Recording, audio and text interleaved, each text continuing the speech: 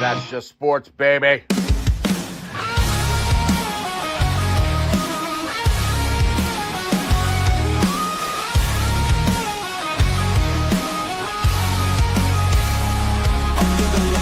Crowd goes wild, strawberry ice bringing fire and style. Reds, Bengals, Bearcats, all in my zone. This is my stage, my mic, my throne. Boom, like a hammer, I'm breaking the game. Strawberry ice, you're gonna know my name. Sports Talk Thunder, hear the podcast roar. Cincy's line is kicking down the door. Step into the ring where the passion ignites. Talking sports all day and all night. From the field to the court to the rowing stands. Strawberry ice with the world in my hands. Boom, like a hammer, I'm breaking the game. Strawberry ice, you're gonna know my name. Sports Talk Thunder, hear the podcast roar. Cincy's line is kicking down the door.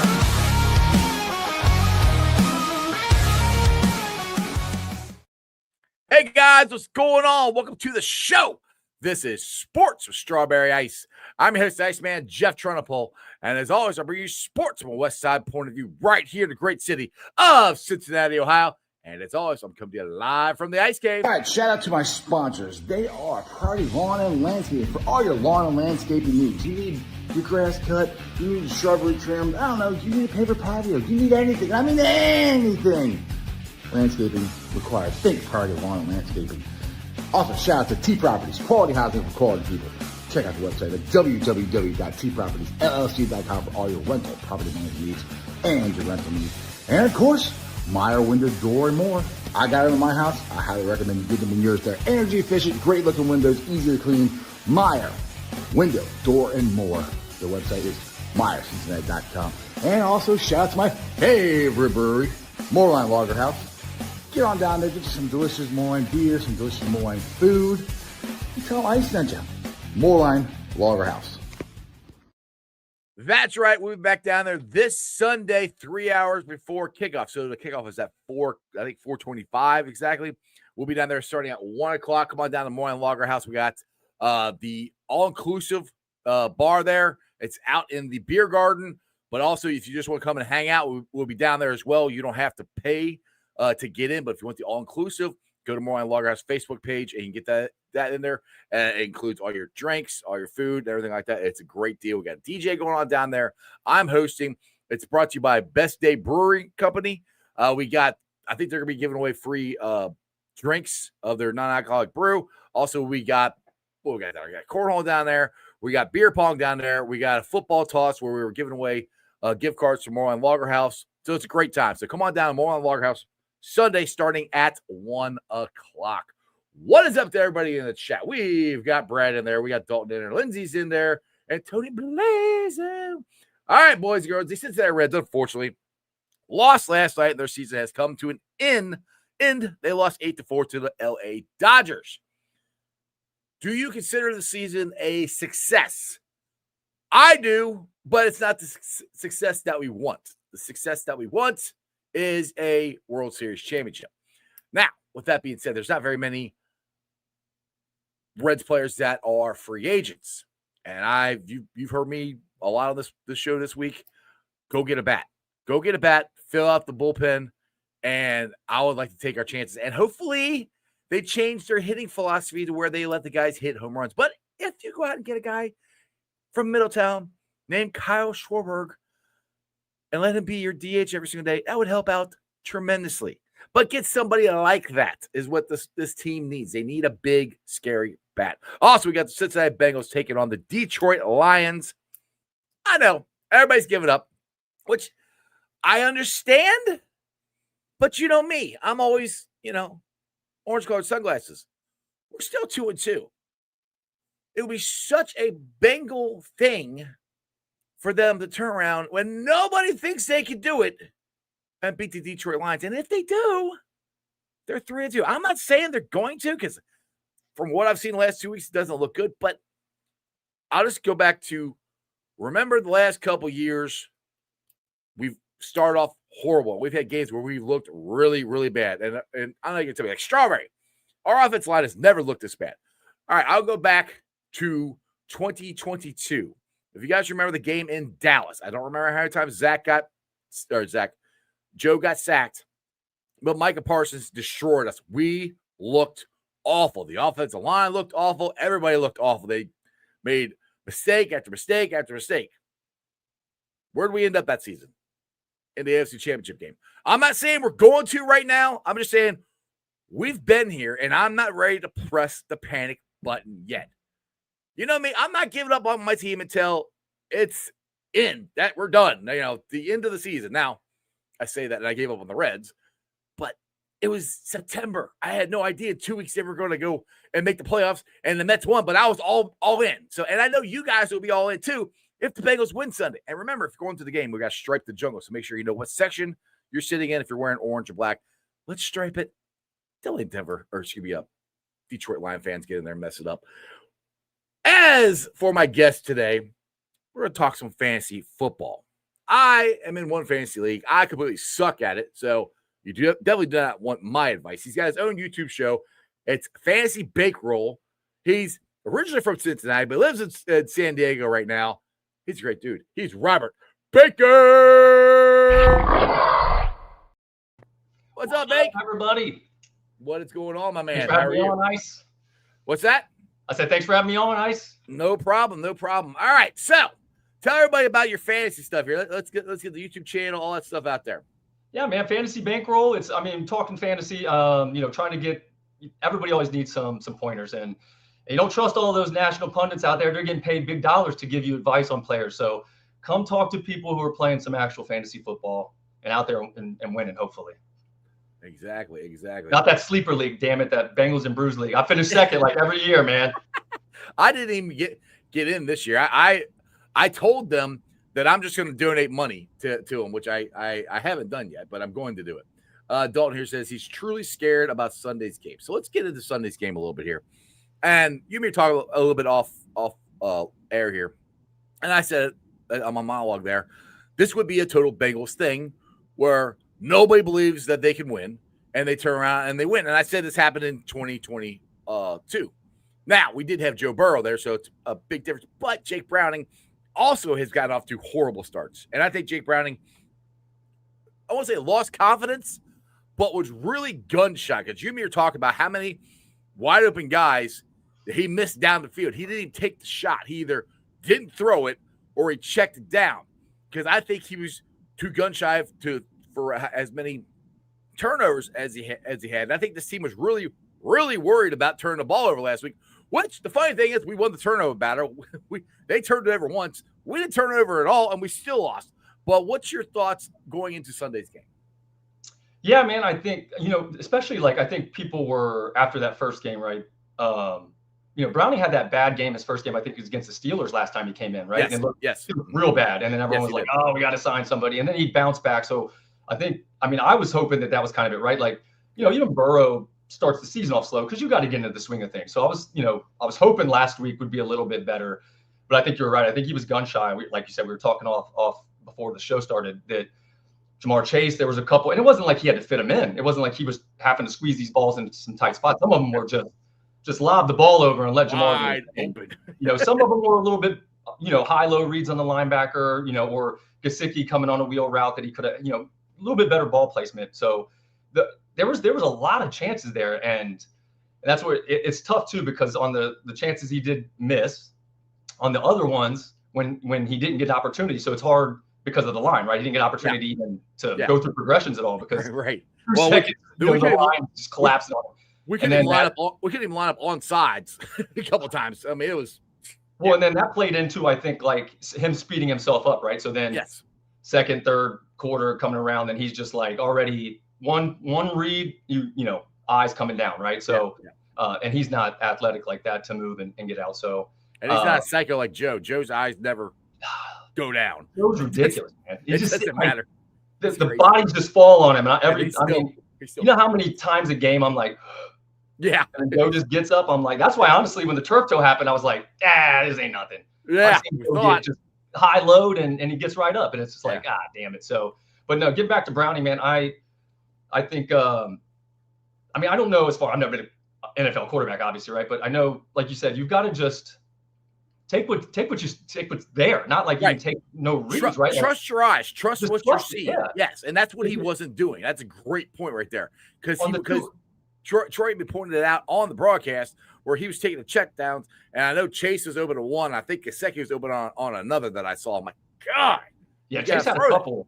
Yeah. Well, and then it seemed like there was a couple where he, kind of made the right read as far as like what they tell quarterbacks, right? Single high, you've got outside single coverage with T. Higgins and Jamar Chase. I mean, Joe's going to take that a lot of times. All day long. But I think the issue came with him was where the ball placement was, right? Like he either was behind where he needed to have it, or if he needed to lead it in front, he was leading it behind, or they were just sailing out of bounds. Some of them didn't even come close to getting in bounds. Yeah, just the touchdown pass on the first drive, he throws in the corner up to, I think it was to T, but he didn't put enough loft on it, so T it went out of bounds. He never had a shot at getting it. So that was the thing too, and that's where Jake's a slow starter, I think too. I mean, this would be his third start. Let's see what happened. Hey, Angelo Durham's here. He's got a message for you. My fellow Cali Bengal, Robert, 27th birthday. What's up, Angel? 10 days. Do I need more Bengals gear?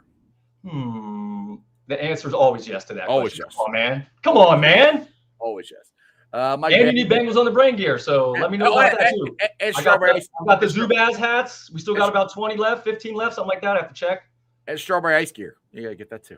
Yeah, the strawberry ice gear. We got the strawberry ice gear up on the Bengals on the Brain website, so go get that. We got some special straw. We got the strawberry iced out. You guys want to wear that stuff. Mike Madden, I noticed Browning loved trying to go down the sidelines to chase way too much. And he needed to go to Chase when he was open on the crossers. Yeah, I think we talked about that Troy Aikman pointed out.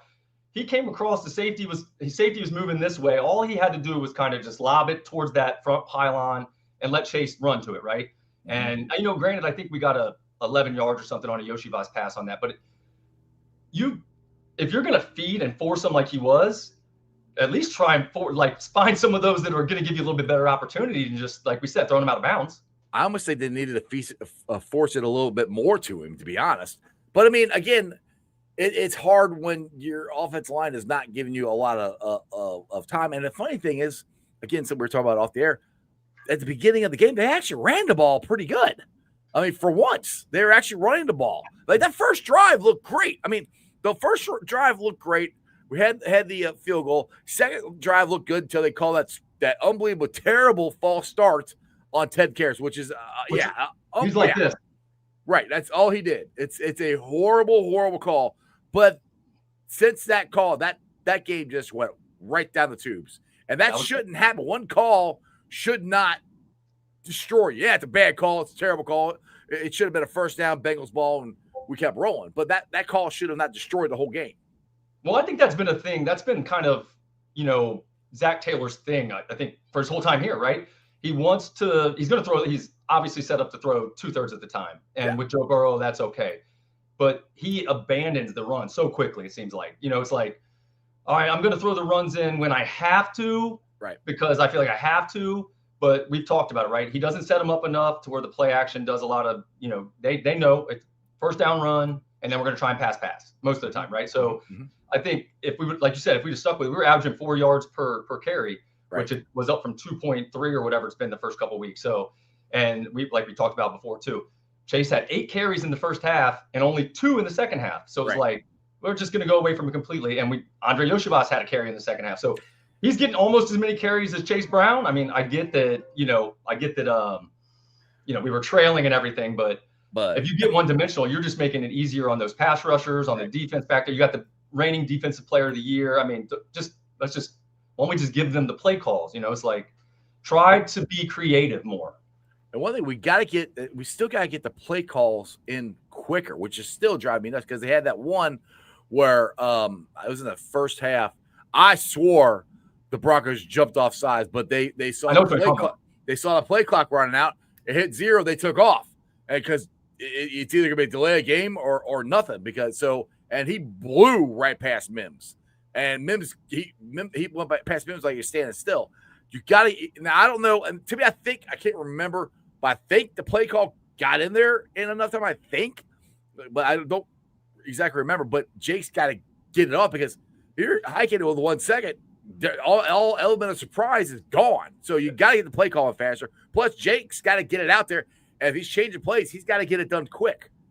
Yeah, he's not going through progressions as quickly as Burrow. Not many people are. So you gotta get it quicker. He's only getting 2 most of the time, right? So you got to give yourself the most advantageous opportunity that you're given, and like you said, counting them all the way down and giving them basically a start, right? We're going to go here, and you're either going to be delay a game or you call it a timeout. It's ridiculous. So, and then I think Joe Goodberry did a good breakdown on how basically I think the whole first half, the Broncos they showed blitz almost all the time, so that it made Browning, he got a little worried, right? He's seen them walk up, they're double mugging the A gap. He's putting Chase Brown up into there, right, to kind of help that A gap look, which that takes the run right off the board. So, and then they bailed out almost every time. And then once they did start coming, he was like, oh, they're going to bail out. Oh, now they're coming. Oh, shit. So things that you would think, an NFL quarterback should be able to handle, at least a little, like I said, never been an NFL quarterback, but if you're at that position, you should be able to recognize and handle a little bit. All right, they're going to fake this one. They might come on this one. Like, it shouldn't be like oh shit. Like now I can't run my offensive play because they actually ran some defense. So it's where the Bengals need to dictate the action. And somebody was telling me at work that I think it was ESPN and Get Up, where they were talking about the Bengals offensive line, where basically their first move is to back up. They're not even, which I know on pass coverage you are backing up, but not all the way back. You need to at least engage with the guy in front of you. Now, you've seen the kick steps, right? You've seen the kick steps. You don't want this. Yeah. Like if you have to turn your numbers and run back, then you're in. Those guys are going to crush you, man. You're in trouble. Mike Madden said would add play action would help. True, but if you don't consistently run the ball, they're not going to respect the run. So you've got to consistently run the ball and get some yardage with it to let the play action work. Yeah, that's always the tough part, and that's always been the tough part too. Because, and like I said, it works differently for Joe, and I think that's always the hard part for us, because when Joe changes and he sees the play and he changes it, he's changing it and he's confident in the play he's changing it to. Not that Browning's not confident, but Joe changes it. I feel like Joe feels like he could call a single route concept every time and he's going to complete it. So, but Joe changes the play, and like I said, his progression is so quick. He's processing it and sees immediately, right? Where's the rotation? Boom, it's gone. It's gone, and it's in the right spot, right location, almost right decision every time. We cannot compare Jake to Joe. Jake is not Joe. Jake is good. Yeah. But I would say we talked, and that's why I think that they're still trying to run a lot of the Joe offense. Like, all right, if you see this, check to this, and then make this play. It sounds great, but can you do it? Right. If they're going to do that, they got to get the play in with him enough time to process it in Jake's time and to get it out. And that's the thing. It's like, and that might be the thing too, is they got to remember Jake's processing time, how long it takes him to do it compared to what Joe does. And last time they had to do this was 2 years ago. And it took them a couple of games to figure that out. And Zach was already having a hard time getting the play call into Joe, because we saw Joe in the first game, like, come on, give me the play, like, hurry up. So that process right there has been a problem since the beginning of the season, which I don't understand how you can't get the play called quick enough, but we'll see. Well, this is the one they played in the preseason, and we've been pretty good procedurally over the last couple of years. So it's like, all right, we've had more practice this year. We should be better, right on top of it. Right, should be. Dalton there said, I thought our run game looked okay. The first possession, I don't know why we just stopped running it with a QB not throwing it. That's kind of what we're saying too. But also, it kind of got to the point too where I can't remember when the game. I know the second half the game got away from us, but the first half. Somebody tell me the score there. I think we're down by 2 scores there at the first half. Well, it was 14-3 until right before halftime when they scored that last one. Yeah. So I mean, they were still behind it, but I mean, once you get so far behind, it's hard to run the ball. But Zach does that. He gives up on the run way too much. And the thing is, he's got to remember, he doesn't have Joe. He's got Jake. So it's still JB, but it's JB6, not JB9. So, well, that's why I think that first drive did look good, because the Broncos sat back that first drive a little bit more and were like, let's see what they do, right? And see what their offense, see how they attack us with that scripted plays, right? That's the scripted plays is always a little bit better, right? So I think they sat back, and then we did run okay, and they're like, well, we got to take that and make Browning make it. So that's when they started double mugging the A gap, bringing guys up to the line, making them make the decision. Now here comes Brown up to the line. All right, they're not running, or they're not going to run it now. They can't, unless they do some weird reverse or something. So we're going to just rush 4, drop back 7, and then make Browning fit it into tight holes and make quick decisions. And all they had to do was rush 4. They really didn't have to blitz. They were getting to Jake with 4. This is interesting. I'm glad Lawrence brought this up. He said, Zach killed the team by throwing water on the fire by not going for it on 4th and 2 and 2nd and kick the field goal, period. So I don't know about you. I was okay with getting the points because of how bad the game was the first week. Now, I go back to if the ref doesn't call that false start against Ted Karras and it's offsides and it's a first down Bengals, and we still, because that second drive was looking good up to that point. Yeah. If that happens, I think the drive ends differently. But I don't. Were you wanting him to go for it on that 4th and 2 there in the end zone? I mean, I'm one of the I'm just like you. Well, I don't say I'm just like you, but I'm weird in the fact of like nobody wants to be just like me. You be the Iceman, I'll be the bank man. There you go, Ice and Bank. I'm okay I'm okay going for it as long as they have a good play call. Now that's where my question is, right? Like sometimes the play calls when they've done those have been where I've been like, what the hell are they doing? What is this play call? What are you doing? Right. And then that makes it even more questionable with Browning, right? So I'm okay with taking the points in that and on that possession, mainly because I think the game plan was right. It was to try to score. It's going to be they're not going to score 30, right? So I think they knew that. I think it was don't have the mistakes we had against Minnesota because that game just got out of hand so quick. We could have been in that one. Mm-hmm. I think it was don't make the mistakes. Let's get 3, 10, 14 in the first half and hope the D gets those turnovers and plays like it has other than when we were kind of getting, the wheels fell off against the Vikings. That was just ridiculous. So I think that was the plan. But then, like you said, I would have been okay with it. But then if they don't too, that's one of the ones where it's like, the momentum is on Monday night on the road against Denver with a really good D. So it's tough, man. I don't mean to ride the fence on that, but no, it's kind of hard. Well, I'll go this way. You talk about the play call. So the pass we talked about a little earlier, the pass in the corner of the end zone. If that's Joe Burrow and Jamar Chase or T. Higgins, I'm 99% sure we convert that. Jake threw it so he couldn't catch it. So that goes back to you say the play call there. If you're Joe Burrow as your quarterback, you're going to call that play, the fade to the corner, because they've done that a million times. Jake hasn't. Now Jake might have done it 50 times in practice, and he looked great doing it every time. I have no idea, but maybe you should have called something that's a little more of a give me, a little easier pass, or try to run the ball and see what happens there. If we're being honest, man, you were talking about that's the same drive that Troy Aikman called out where Chase came over across, right? I think if Joe Burrow's in the game, that's a touchdown on like that play. He leads Chase over that corner that's sitting there, and safety's going the other way. Chase is walking in the end zone, and we're up 7-0. We're not even worried about that. So honestly, that's what I don't think we're even, there was a couple of those that we saw, but I think that drive alone right there with the check down on that when Chase had it open, and it was just like, all right, it's going to be tough because we're quick, but we're checking down. Like Joe can be quick and get them long. So this whole game, to me, they play. I'm not going to say they played scared. I think they played to try to not make mistakes, and then once mistakes happen, hence that false start that was called on Ted, then they're like, oh shit, here we go again. And it's just like, and then they just kept snowballing. It's like, and then they couldn't get out of their own way. At this point, to me, they need to do what I think the Reds should have done last night, is play loose and free. And like, look, we're 2-2. And that's the thing, is we're 2-2. So we still are in this thing. And it's not like, I'm going to steal James Rapin's liner. It's not like this team is talentless. These guys have talent. There's talent on this team.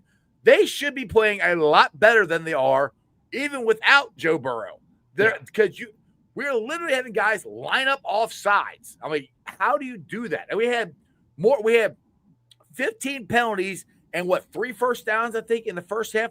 That's ridiculous. That can't happen. And normally, we don't have that many penalties. I mean, I don't remember the last time we had that many penalties. So we're doing things that they don't normally do. So that's where I'm like, this is stuff that can be cleaned up and should be cleaned up. But it also goes back to, for me, where I go past history, where we play like ass in September and part of October. And yes, we pulled 2 of them out in the first 2 weeks, which was great, which has saved us, because if we didn't, we'd be 0-4 right now. So we're 2-2. So if they somehow could clean this up like they have before, that's the only reason I'm like, we might be okay. Now, we don't have Joe, so we'll see. Well, I was saying, even with Burrow, this was a stretch that we said they could be 2-3. They could come out of this stretch 2-3 with Burrow. People were saying that.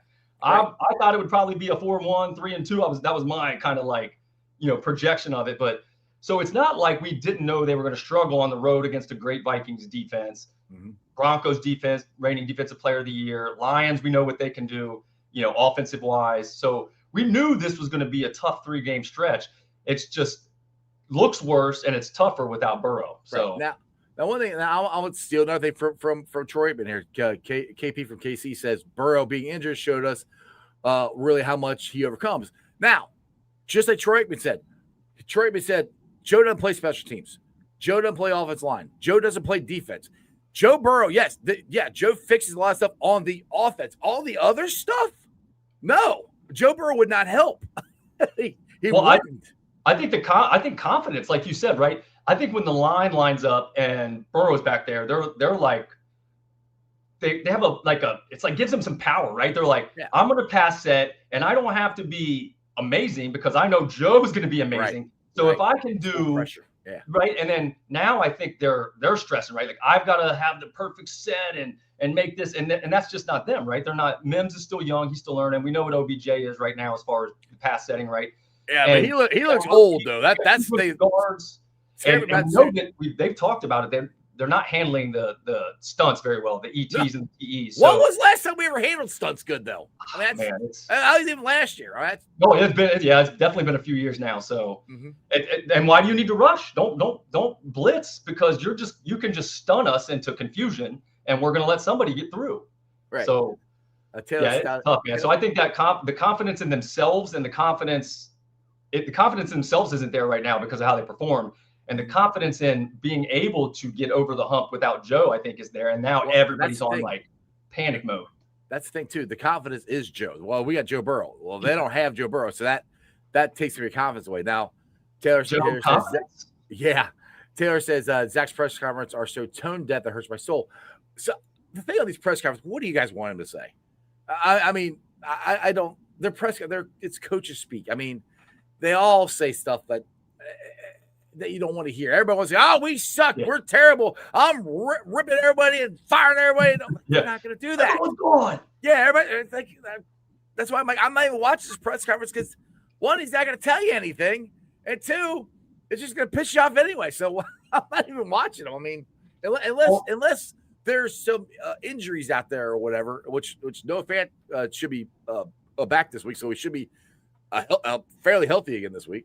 Well, good. That's good too, because the Lions they've given up, I think, the 5th or 6th most fantasy points to the tight end position so far this season. So we need Gesicki and Fant to do something to help, move the offense along. And they're also not good against receivers. So we have some chances as far as fantasy points go. So I mean, they're giving up those plays. So hopefully we can get that. So Now, Taylor says don't just tell me it's okay. Well, then you're not going to like what I've been saying, because I'm not saying it's okay, but the stuff that they're doing can be fixed, and we've been down this path before with this team without Joe Burrow, and they've played better and they fixed them, and they beat teams that with Jake Browning that we didn't think they would beat. So, I'm not saying it's okay. I'm just trying to say that there is a chance that they can pull this out on Sunday. Well, we're talking about their confidence not being good. How good would your confidence be if your coach came out and said, Jake Browning has looked like shit? Like, well, God, now I definitely don't have any confidence. My coach thinks I look like shit. And so, you want your coach to be even. That's what cracks me. Everybody wants their coach to yell and scream and all this. If you watch the best coaches, yeah, and Zach has gotten mad and yelled at people and stuff, but you can't do it the whole time because one, the players are going to tell you to shut the hell up eventually because they're professionals and they're grown ass men, and two, it just go in one ear not the other. And if your coach is losing it and being up and down emotionally and all this stuff, then that's what your team's going to be. Yeah. You know, I mean, wait a second. We need to be even keeled. Yeah, for sure. Well, you heard Aaron Glenn screaming at the Jets so loud last week. You could hear him through the walls, right? Right. I don't think it ain't doing. He must be yelling at them. It ain't doing anything. They're 0-4. So I'm with you, dude. I'm sad. I'm with you. I'm sad. I mean, I'm like I said, I did not want to. This is other than Monday. This is the first show I've done talking about the Bengals. So I have not even wanted to talk about them. It's taken me a while to get over the mental hump of what we've been going through here. How long has it been since we said that the Reds could distract us from the Bengals? I know, which is awesome. I mean, yes. Let's get into a little bit of Reds talk here, and then we'll roll into fantasy. So if you guys got any fantasy questions for Robert, put them in the chat, and I'll try to get through them here. But last night with the Reds, I said all hands on deck, and I was shocked that Littell pitched into the fourth inning. I thought at least Tito would have somebody warming up, ready to go, and pull him out. You know. Do you know what I said? I said Lytle. Yeah, Lytle, Littell will have everything. The overbite, or he's the overbite. Cow.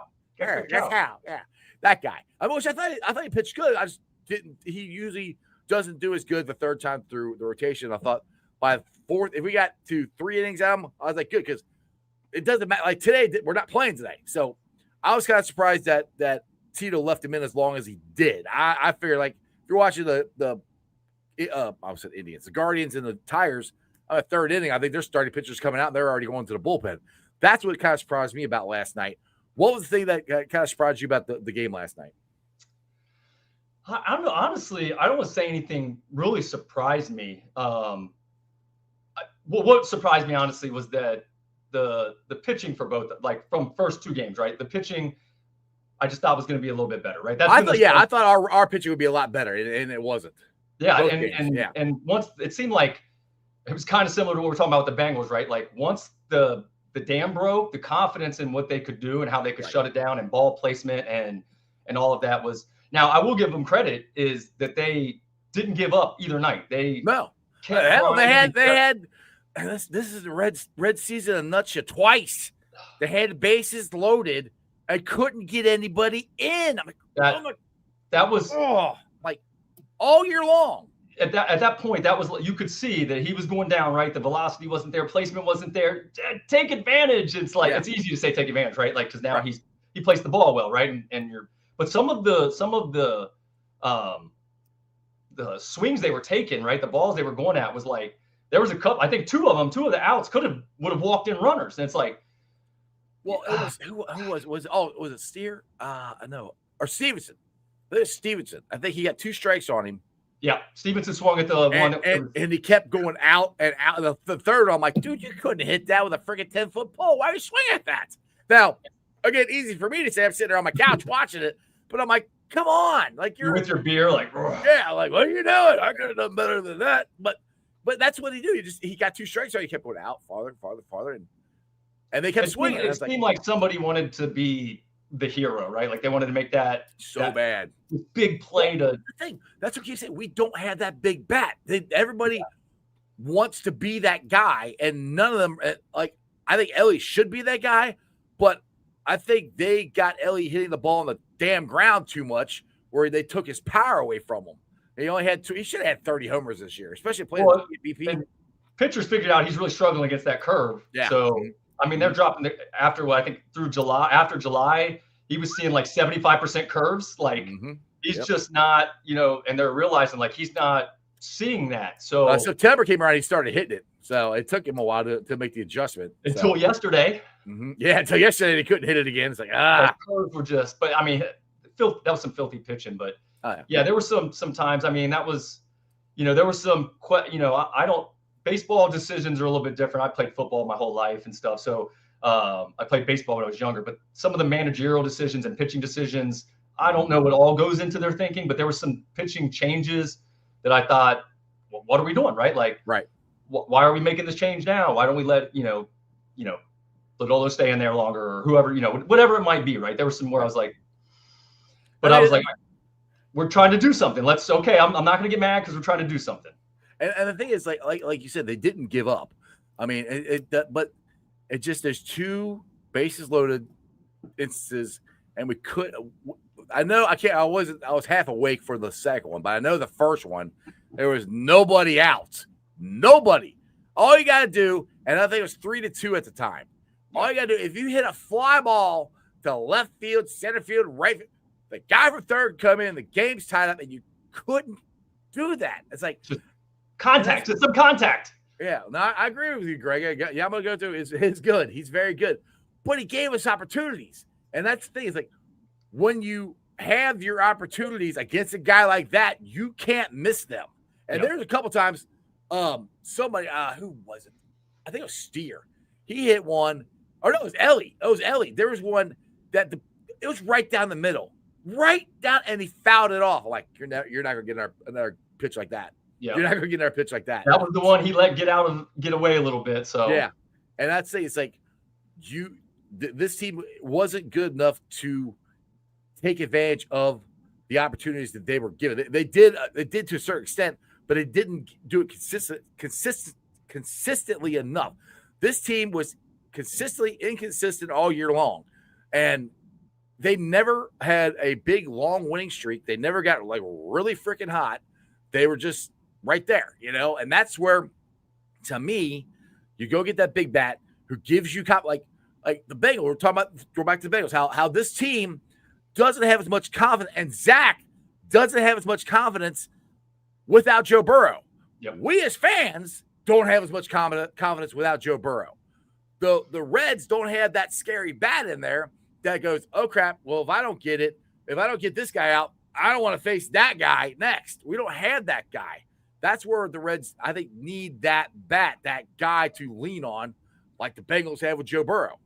Well, like you said, too, I think get that bat or get 2 bats. Get more. You can get more. Get more. Hey, I'm just asking for 1 right now. Yeah, I'll take more. I'll take more. What would that do to Ellie? Ellie's now, he's got another hitter hitting behind, or however they want to position him, right? However they put him in the lineup. But you got another power bat there. And you know that if Ellie gets on, he's getting a base or 2. So he's going to put himself into scoring position almost every time he gets on. So if his average goes up, he gets a few more hits, per month or however you want to look at it, right? Then, I mean, it could do wonders for the starting pitching's there. If they can get some more runs, oh my God. I mean, they're starting pitching next year, so it's going to be Hunter Green, Lodolo, and not in any particular order.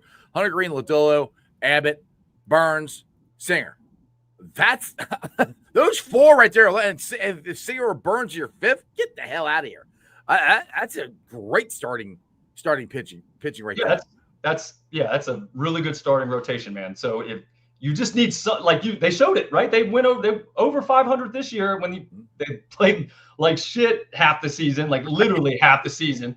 It's like get a few bats in there, get to 90 wins, get to 95 wins. Let's play get a couple bats. That first round series in Cincinnati. Yes, and let's win a damn series because I mean we got a hitter's park. We should not be hitting. Right, that's the whole point of this thing. Not hitting home runs. We should be hitting, and I don't want them to go back to just swinging for the fences. Just don't concentrate and hit the ball on the ground. Hit line drives. Hit line drive. Hit the ball hard somewhere. It'll go out. Especially in GABP. So that's my whole thing with the Reds. I think you get at least 1 bat, hopefully 2. Go add to the bullpen because they're going to lose a couple guys.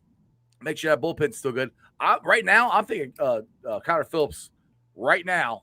On what is this? This is October 2nd at 6:09 start date. I think Connor Phillips will be our closer next year. That dude looked filthy, absolutely filthy. If they get even some run, like imagine if they could go in with some run support for these starting pitchers. They wouldn't feel like they have to win these 1-0 battles though, and be perfect on their placement. And that ball got up from me and someone smoked one out. Just I'm up 3-0. Yeah, this is games. Or if they do make a mistake and somebody smokes one, our offense will be good enough to come back. Yeah. They're not pressing right on the next batter. Right. All right, now I got to get this guy. It's like, all right, that's nothing. 1, 2. we know we're averaging 5-6 runs a game. Exactly. I like T. Brookie's comment here. We're talking about Zach Taylor here. He says Dan Campbell doesn't yell at his players. He just looks mad all the time. And that's the thing. Is that everybody loves Dan Campbell. And I'm glad T. Brookie said that, because Dan Campbell doesn't yell. That's where I'm like, this whole yelling and screaming, it doesn't jive with 21st century players. They don't flow like that. I mean, hell, you can't even yell at kids in high school now anymore. I mean, yeah, old school players, that was how you got across, right? Oh, coach means business because he's yelling. But now it's more that doesn't get across what you actually want to get across most of the time. So let's be level-headed and actually talk about the information. Exactly. But I do understand people wanting to see the coaches, like, I get the because you're mad. We're mad. Because we want to go and yell at him, going, "What the hell are you doing? If somebody asked me messing up." Yeah. If somebody asked me that question, Zach, I would be pissed. And he's just like, "No, I'm just really, I'm going to stick with Jake." And you're like, "You're going to stick with Jake, you fucking idiot. Let's trade for Winston. Trade for Winston, James Winston. There's so many players we could trade for right now that are going to come in. And they're going to fix it." Like, I don't really think so. I mean, I really honestly don't think the only one that would be better, and they can't afford him, nor would I want to pay for him, is Kirk Cousins. That's the only one I think would be better that, quote unquote, could be available. Yeah, but he didn't look good last year either. So no, that's why he got benched. But I mean, it's always tough. I mean, like I said, I'm always kind of, I think because how I grew up in the 90s, right? Yeah. I'm always on the fence of like wanting to do all of this stuff, and then I'm always on the other side. I'm like, literally, I ride the fence on it. I'm like, man, I want to make some moves to show that we're doing something, but then I'm like, that I don't know if the moves are going to do anything. And what kind of move does that make? Do we go from maybe being 2-2 to 3-1 now? Maybe, but what does that do for the rest of the year? I just don't. It's always, I think I get stuck in the limbo of if we make the moves and we give up the draft capital, once we get to the draft, then I'm like, well, this player sucked and we gave up this, and now I'd rather be drafting X player in the 3rd round. Well, and do we trust the Bengals to draft the right guys? That's a totally different. We'll talk about that problem in April. Yeah, exactly. Yeah, I'll me and Dale will be doing lots of draft shows. So, all right, so let's get into this fantasy draft here. So, who you recommending? Who you sitting? Who you starting? What do you got this week? Who are your top players? I'll give a couple this week. So, I'm looking at on the quarterback side. I'm liking Justin Herbert this week. The Commanders' defense has been giving up 19.2 fantasy points to the quarterback position so far. So, and Herbert coming off, obviously his worst game of the year. Before that, he was front runner MVP already after 3 games. So, they've got a lot of offensive power on that side, right? So, Omarion Hampton and Johnston's been playing ridiculous finally. So, I just think that they're going, and the Commanders look like they're going to have Jaden Daniels back, and that's about it, because it seems like Terry McLaurin's out. Deebo Samuel's missed today. So they could be struggling to score points, and I think Herbert and the Chargers are going to look for, that bounce back game. So, and then obviously I hate to say this, but Jahmyr Gibbs should be positioned to have a pretty good game. We're not doing very good against running backs as far as rushing or giving up receiving yards to the running back. So he's on my I always caveat it on my show, and I'm like, I had Chase Brown on my down list a couple weeks ago. He's on my begrudging list. I don't really want to do this, but I'm trying to give you some information on it. So I think Jahmyr Gibbs is but like I said, I could honestly see the Bengals pulling out a Bengal game this week and just doing something where they, the defensive game plan shuts down. To be honest, I don't think the defense has played bad. They've just been out there so much. Your offense, it goes 3 and out, 3 and out, 3 and out. Your defense is going to be tired and wore out. Well, it looked bad against the Vikings, but turn them over 5 times. 14 straight points were on defense. So, or on the offensive side, defensive scoring. So it's like, it's tough. And then you get out there and they're able just to kind of, pick you apart because you're one dimensional. So, and like you said, you're out there so much, you get tired, man. If you're doing what I think they were on the field for 81 snaps and the Bengals offense 40 snaps on Monday. Especially in Denver. Twice as many plays. So that's tough, man. Especially in Denver. Let's talk about some of the players to avoid this week. Trevor Lawrence. I'm avoiding Trevor Lawrence this week if I got him on my team. The 49ers defense is giving up the 5th fewest points to fantasy to quarterback position. So other than the game against us, Lawrence hasn't looked that good. He's only averaged like 215. I think it's 215.5 yards a game. So he's a player I would, try to, if you can swap out on your fantasy team. It's always tough with fantasy because some teams don't carry an extra quarterback. Right. So you got to look at those matchups, especially with bye week starting. So bye weeks are a big thing too. I don't know if you're just getting into fantasy ice, but bye weeks will kill you sometimes. You don't notice your bye week players or your matchups. Oh, trust me, I've forgotten to. I've started players that are on their bye weeks. It didn't really help. Yeah, no, it's not good. Too. It's not a good way to do it. You got to look at the players with the matchups on the bye week, because sometimes you'll get like Spencer Rattler has a good matchup too. Not been the best quarterback, but if he's got a good matchup, and you need to fill in, sometimes you're going to play some weird players. So, and then as far as running backs, I got Jordan Mason on what I call my bullish list or my bearish list this week. So I'm avoiding him. That's the, that stock market talk, the bearish list. Right.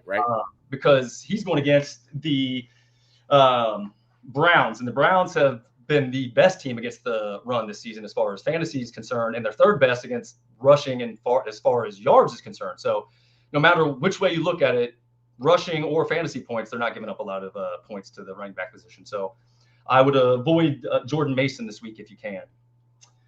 And I hate to pile on this guy too, but I would avoid A.J. Brown. Obviously, he had a weird week with his tweets going out. He's obviously been, not having a good fantasy season. I know. Poor baby. You won the Super Bowl. You're on the best teams in football, but you're unhappy. I feel so bad for you. I talked about it before draft season with him and Devontae Smith. Now, I ended up with Devontae Smith in one of my leagues because he fell so far. But last season, Jalen Hurts didn't even break 3,000 yards or 20 touchdowns passing. So you're hoping for those big games from those guys. Other than that, if you're starting A.J. Brown or Devontae Smith, the odds have been that you're getting a below average start every week. So, right.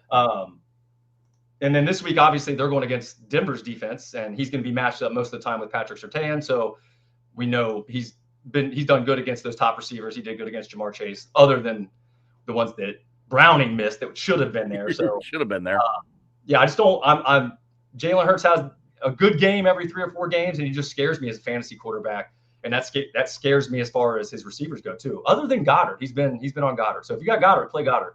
And even Barkley's having a down year too. So, well, after the year he had last year, I kind of figured he might, to be honest. Yeah, I don't know if anybody. It's still a good year, but I don't know if anybody projecting 2,000 yards, but he's down.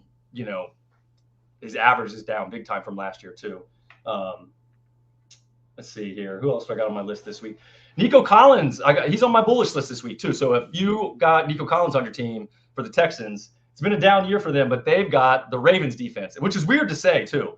The Ravens defense is dead last in the league, and they're by far the worst team against wide receivers. And that's the other thing that kills me about the Bengals not being good is the Ravens suck this year. It figures, right? That's our luck, man. Exactly. So it's like they suck, Lamar's out, their defense sucks, and Joe Burrow isn't going to be here to take advantage of it. He takes advantage of their defense when they're good. I know. So, the Ravens have been horrible. Mike Mann says rough being 4-0. I guess he's 4-0 in his fantasy. There you go. I'm doing pretty good in most of mine. I think I'm 4-0 and 2 and 3 and 1 and 1. So I'm fingers crossed. So, it's tough being a fantasy guy too, and then having a bad season, because it's like, how's your fantasy team going? And you're like, it's 1 and 8. And you're like, wow. But you can't help the injuries, because I know some people had CeeDee Lamb, Tyreek Hill, and now your team is. Oh, Tyreek, dude. That was bad. That's not good for him at all. Yeah, that looked nasty too, man. Mm-hmm. So they said he could end his career, but then they're saying he's going to come back. So we'll see. We'll see. Who day, Cornell? What's up? So all right. So what you got a specific defense or anything you're playing this week? You got a certain one you're staying away from? Let's see here. Pull up my defenses here for the week. I didn't pull them up. Sorry, you caught me on one there. Sorry, I'll read. I was just talking skill positions, man. We can keep going. Well, obviously, anybody the Cowboys is playing. Because the Cowboys defense, I say the Ravens have had a bad defense, but the Cowboys they're not far behind too. So the Cowboys I just had it all pulled up here. Cowboys are playing the Jets this week. So Jets have been horrendous, but this week might be a get-right week for them. I mean, the good thing for the Jets is that Garrett Wilson has looked amazing no matter who's throwing him the ball. So you can get that guy a legit quarterback. He could be easily a top 5 receiver, a top 10. I won't say easily top 5, that's tough, but easily top 10 the way he's produced. So what's he sitting at? 311 yards and 3 touchdowns on the season. So pretty good there. So yeah, hopefully the Jets can get off this week. I wouldn't play the Cowboys defense is what I'm saying on that one. So hold on to that. This is a very, very interesting comment here. I'm curious what you mean by this. The Bengals' mistake was they chose to build a team for the fans, not to win a title. Should have taken Piron over Chase. Penei walking into the Hall of Fame already. So was Chase. So was Chase. Right. I don't. And we already went to the Super Bowl. And if they don't call a penalty on Logan Wilson, we win the Super Bowl. So what exactly do you mean that they build it for the fans? I mean, sure. Go ahead. You keep going. No tackles. Well, they drafted one last year in the first round, and they signed Orlando Brown, who at the time was one of the top left tackles in football when they signed him. So next. Yeah. Are they playing good right now? No, but I think they weren't bad choices. See, that's where it's tough too, where I think as like a fan too, especially where you're like, if they sign players that we as fans want, right? Mm-hmm. Then it looks like, oh, they're doing what the fans want. And then when they don't, they're not listening to us. One thing I can guarantee you, Mike Brown did not do anything that us fans wanted. No, if that was the case, this franchise was way different. Yeah, exactly. Signing T. Higgins was stupid. Okay, I don't think it was stupid. Getting Joe Burrow getting hurt, that sucked. And I don't think signing T. Higgins was stupid. You're making some really good points here so far, John. Appreciate it. They signed. They signed T to make Burrow happy. Yeah, that's what you usually do when you have a superstar quarterback. Yeah, you're right. Well, because T's a good receiver, so you want to sign players. Yeah, I know. Yeah. Cordell, it's not the roster; it's coaching. Huh? What's that? I said, who would be playing in T spot? Yeah, exactly. That's what I always wanted to know. So, it would be, Well, Sean, thanks for your comments. None of them made any sense, but thank you. T is in the top 30 wide receiver.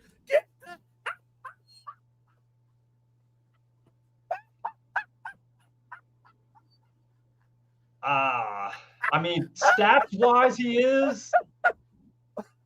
So I don't know. I don't know what your rankings are. I understand. I'm being serious. I don't know where you're basing your rankings, but if you're just looking at stats, he's a top 30 receiver, and he's produced like it. So yeah. And like we said, you don't let good players leave the building if you can help it. Yeah. So you weren't getting another receiver. Even in the draft, there was no receivers that were as good as T. Higgins. So yeah.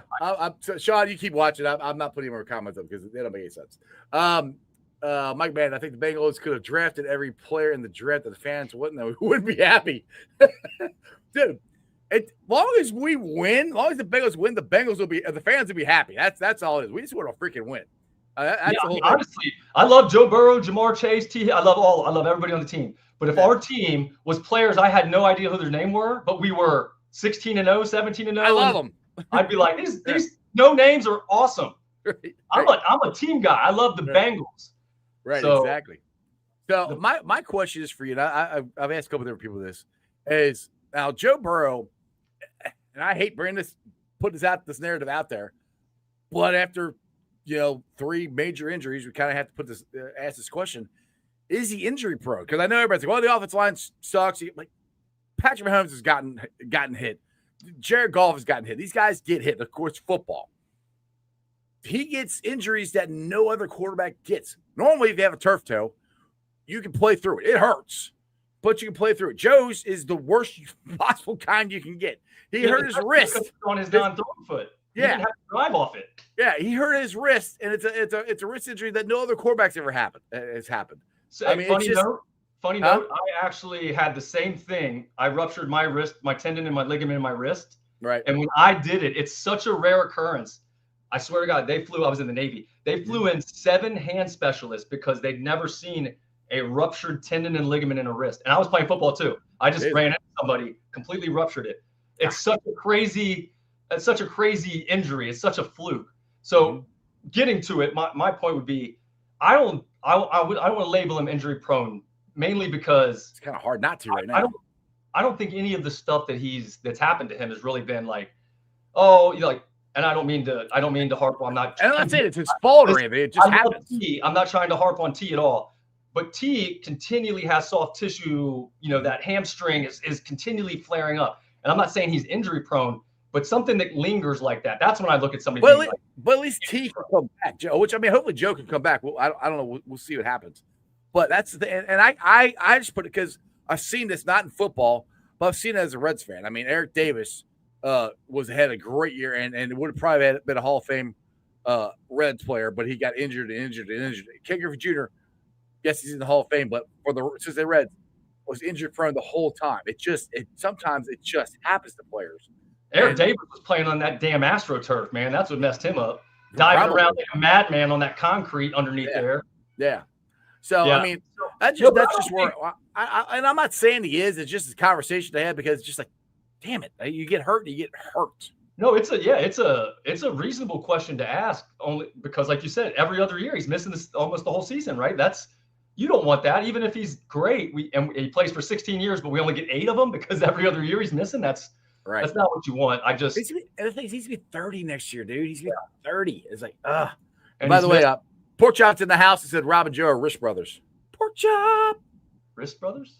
Yeah, you and Joe Burrow, wrist brothers, because you got your injured. Oh, your wrist. Oh, our wrist. Oh, never mind. Yeah. Wow. I should call Joe. Like, Joe, I know we're wrist bros. So have you ever got turf toe? Did you ever recover from that? No, I never got turf toe. Thank goodness. You toe and wrist brothers. Never blown my knee out, so we're only wrist brothers. Only wrist brothers. Cornell says, first of all, none of those guys in the AFC North look at the other QBs in that division, and Zach doesn't put Joe in good position. He drops back and passes him more than any other QB.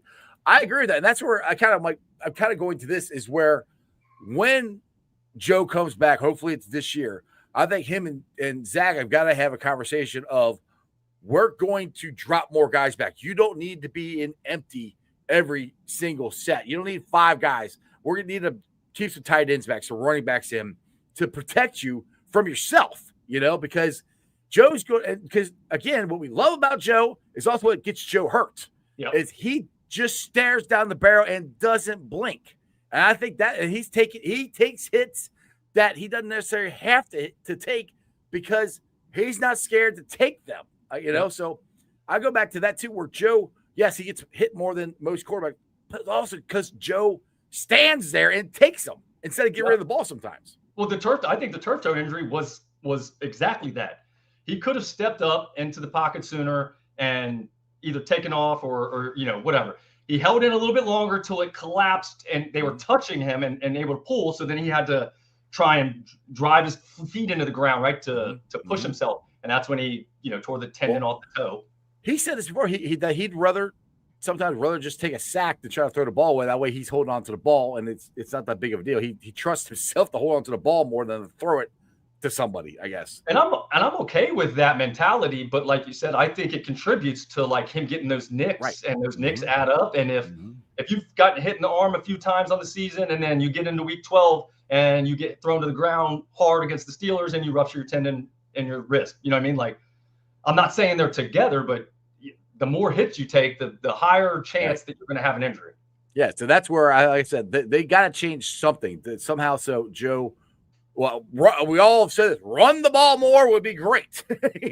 That's another thing they need to do. But and that's one thing I heard this on the radio, and I want to ask your question or your idea on this. What is Zach Taylor's football philosophy? I know what I think it is. What do you think Zach Taylor's football philosophy is? What's he stand for on his offensive scheme or whatever? Like his scheme wise? Yeah. Like when you think of Zach Taylor offense, what do you think of? I mean, as far as play design, I'm thinking that he's well, and I think Jake Lisco has talked about it, or maybe it's Joe or James. I can't remember who's mentioned it, but his philosophy is to make Joe Burrow play the quarterback on hard position, right? He's not designing plays to scheme players open all the time. Right. We're not setting up plays based off of plays we're using earlier in the game, right? We're just straight up lining. So I think I think what he thinks it is it's an attacking mentality. Yes. And he's going to put the pressure on the defense, and which we could do with our players. But what I think is he ends up relying on Joe Burrow to be Superman too much and not utilizing what he's actually there for, which is what everyone says he's there for, right? An offensive mastermind, play designer, whatever it might be, right? Even if you're not an offensive mastermind, let's look at some of the plays that work against, other teams that we're playing, and let's design something schematically that's similar, right? So that we can get these players open.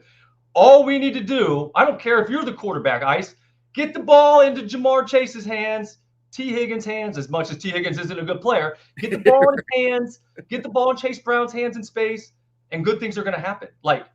It's just all it is. And we just make him do it so hard, right? It's got to be a go ball back shoulder. It's got to be a squeezed into a tight spot. It has to be a quick read. And the thing is, Zach's gotten spoiled. We've all gotten spoiled because Joe and Jamar and T can do that.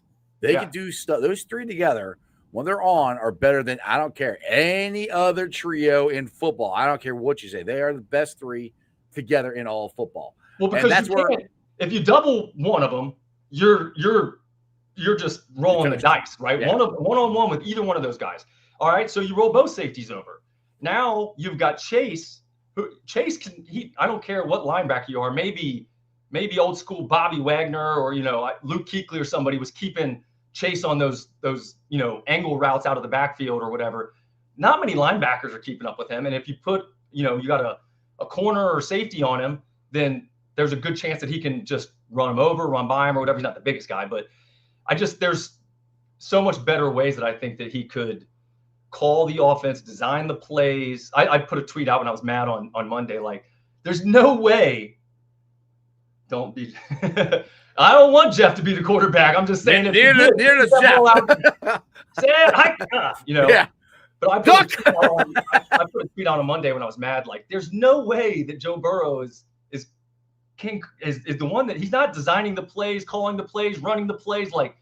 Somewhere else, we need to make it easy for the team. Yeah. And not just rely on Joe Burrow. I'll put it to you this way. The way that offense was running, I'll go from December on last year. That's Zach Taylor's offense. When we were running the ball, which we were running the ball better with Chase Brown, and Joe and the offensive line was playing great, that is Zach Taylor's offense. And to me, it always reminds me of the 99 Rams, the greatest show on turf. Now they have Marshall Faulk, Chase Brown's not Marshall Faulk, but he's the same type of back, build and catch a pass out of the backfield. And he's not a guy who's going to run you over. So if you want to look at scheme, that's what I think Zach wants to do. Now, when you have Joe Burrow as your quarterback, you can do that. When you don't, it's kind of hard because, just look at the greatest show on turf. When they lost Kurt Warner, they weren't as good. It's just and it's hard to scheme it differently. And it's not that they're not trying to, because again, we'll go back to the first these last 2 weeks with Jake Browning as quarterback. They tried to run the ball. They actually ran the ball pretty good last week, and then they went away from it because I think the score got too far away. They are trying to run the ball. They're trying to do things differently. But when you keep making mistake after mistake after mistake, and you have 15 penalties and 3 first downs in the first half, it's hard to win. For that, you turn the ball over 5 times. It's hard to win. This team has got to get to the point where they just quit making mistakes. Well, many mistakes, and let's see what happens. I don't think it helps, too, that the plays they're, like I said, it's schematically, too, right? I think, who was I watching this week? Mike Sands, Santagata. He did a good breakdown. I think it was, what show was on? Locked On. I think it was on Locked On. I was watching it. And he was talking about how the Bengals have run this one run play. And it's the only play they run where they motion the tight end across the formation. And defenses aren't stupid. So some of the plays that they're calling, they're, all right, we're going to run the ball. Let's run the same exact play out of the same exact formation. Right. What are you doing? Yeah, okay, you set them up, but instead of motioning the guy, set the tight end there already and then run it there. Set up off that, then come back. There's times where I feel like based on what they've done. Like you set them up. People are going, all right, this is what they do. Come back. Let's do something off of that. Right. But it's like, all right, I applaud the commitment to the run, but like, that's where I say we got to be a little bit better designing the plays up and not calling. We can't just say we got six run plays. What is this, middle school? Right. We got the same dive right, dive left, toss right, toss left. What is this? Like, come on, man. It's predictable. I agree with Cordell here, but for some reason we're always like this at the beginning of the year, like we are. I don't know why, but when we get to November, December, they start getting more unpredictable. I mean, like I said, look at what happened last year. So then let me ask you this, Ice. What's up? Is that a problem on Zach Taylor? Yes, absolutely. Yeah, it is. I don't know why they can do it in November, December, and they can't. I have no idea. It doesn't make any sense. I don't know. Why is there creativity after you've dug a hole? Where's the creativity to start the season? Where's the, hey, this is all the plays we ran last year that everybody's going to think we're running. Right. We've designed plays off of this to confuse them. Now, if you confuse the defense early in the year, right? Like now they're scrambling, right? They ran this now you can go back to what you ran last year and mix that in. It just seems like they're like, oh, well, this is what they ran last year. Or it's almost like Zach feels like, well, our team is so good, we can just run a play and we're gonna beat you because our guys are better than you. Yeah, I mean, and I'm glad he's got that mentality, but yeah, let's make it, like we said, let's make it a little bit easier for everybody. It'd be nice to get a couple easy touchdowns and be like, all right, we're up 14-0. It would be awesome. Let's let the defense do its shit. All right, Robert, you've been on for an hour. So real quick, give some more fantasy stuff real quick before I let you get out of here. You got any players, anything like that? You got any whatever you want to do? Plug the show. If you got any more players or anything like that you want to. Well, yeah, man, I don't want to give away all of my stuff. I'll have my episode out tomorrow for my bullish and bearish list. So like I said, my show is set up fantasy bankroll kind of based on stock market talk. So bullish list is the players I'm high on for the week that I'm starting, and my bearish list is the players I'm avoiding. So I'll have that out usually on Fridays. Come check out the show on YouTube. Give me a like, subscribe, leave me some comments. Send me some messages on Twitter. Let me know, which lineup questions you have. I'm up there. I'm shooting out stuff all week. So I'm always available. If you got any questions, just let me know. Fantasy bankroll. Fantasy bankroll. YouTube, TikTok, Instagram, all that stuff. All right, Bake. I'll get you back on again here later on. We'll talk some more fantasy, and hopefully we'll talk the Bengals actually winning some games here. Some actual fantasy Bengals talk. That would be awesome. All right, dude. Not good right now. No, not looking good at all. All right, dude. Thanks, brother. Who day? All right, guys. Hope you enjoyed that as much as I did. Go check out Robert's Fantasy Bankroll channel if you are into fantasy football. He's got a lot of good stuff out there for you. He's a very knowledgeable guy. Knows what he's talking about, especially on fantasy football. I appreciate him coming on the show and talking. Well, now, like I said, we'll see what happens tomorrow, or not tomorrow, excuse me, Sunday. But like I said, crazier things have happened. I mean, it'd be such a Bengal thing when nobody expects them to play good, to turn around and actually play good. I would just like to see them play, see how they'd actually do if they play a game without making any mistakes. What a concept. Just no penalties, no turnovers, no procedural penalties, nothing. Just or at least few mistakes. Well, let's see what happens. Because if you have 15 penalties and 3 first downs, it's kind of hard to win. When you turn the ball over 5 times and it leads directly to 3 offensive scores, it's kind of hard to win. So, and like I said, I'm not saying we're going to be great. I'm not saying, I just would like to see them play without making mistakes. Let's start there. That would be awesome. I don't know, we'll see. But anyway, thanks for watching. I've been live streaming on YouTube, Facebook, X, Twitch. You can follow me on all those on Instagram, Threads, and TikTok. Also, I got my articles out there on Substack. All these are under Sports with Strawberry Ice. Go check out Substack and all the other things I said.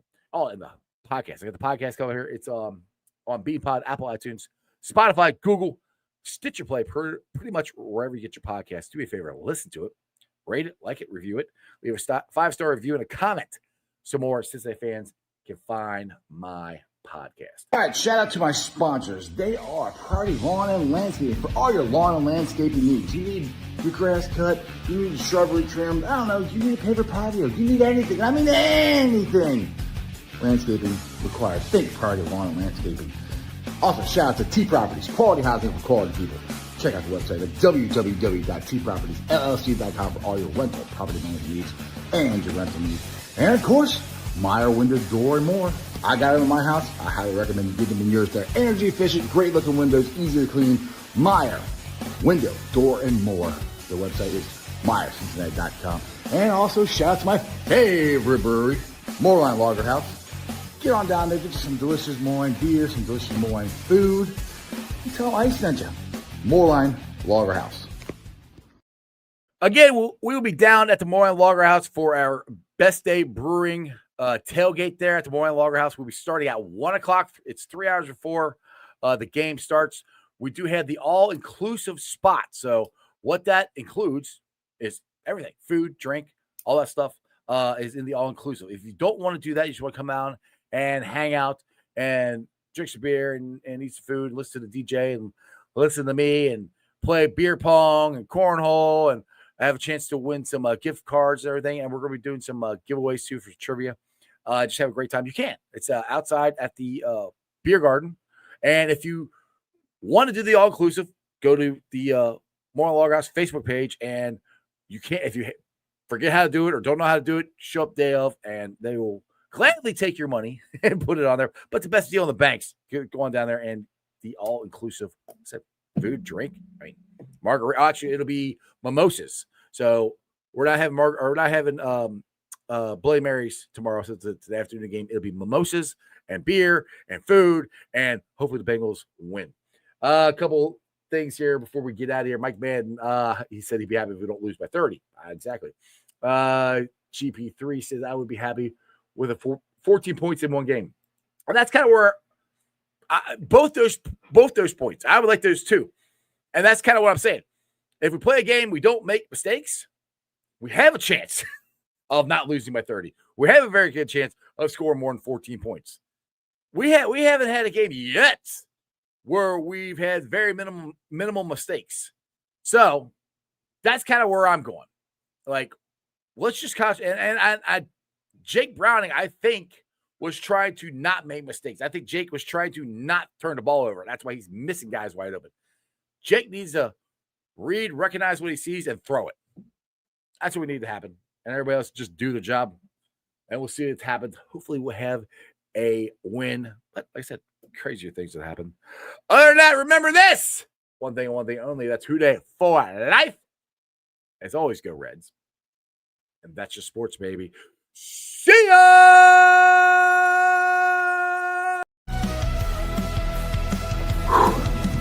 Another great show. You guys still here? The show's over. You can come back tomorrow. I'm out of here. See ya.